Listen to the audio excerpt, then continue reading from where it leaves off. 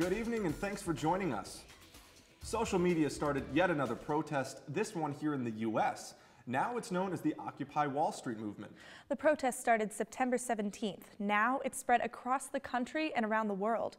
Participants are protesting social and economic inequality, corporate greed, and corruption. The slogan they use is, "We are the 99%, referring to the difference in wealth between the wealthiest 1% and the rest of the population.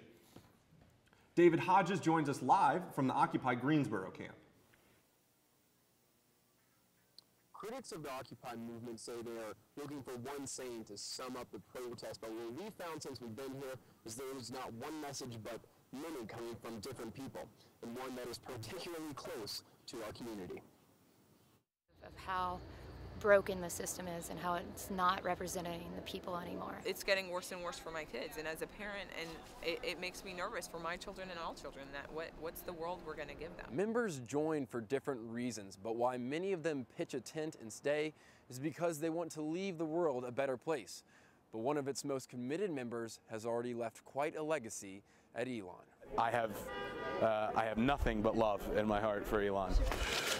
John was always in the spotlight before graduating with a BFA in acting in 2005.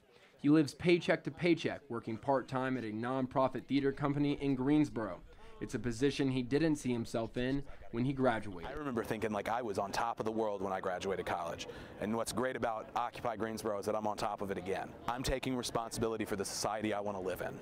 And I would encourage any Elon student, and I think Elon does encourage this, be responsible for the world you live in. Responsibility for one another, the kind of thing promoted by the center named after John's father when he died.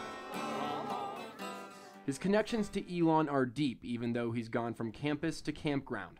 And as both Occupy and Elon expand, he sees their paths intertwined. You may want to consider coming down and being part of us and changing this system to making sure that the folks that graduate after you can stand up on their own 2 feet the way that we've been able to.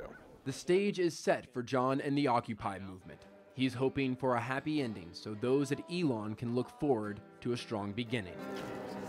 He isn't trying to scare anyone with the story, rather he's just giving cautionary advice to students that things aren't quite as stable in the job market as they may think they are.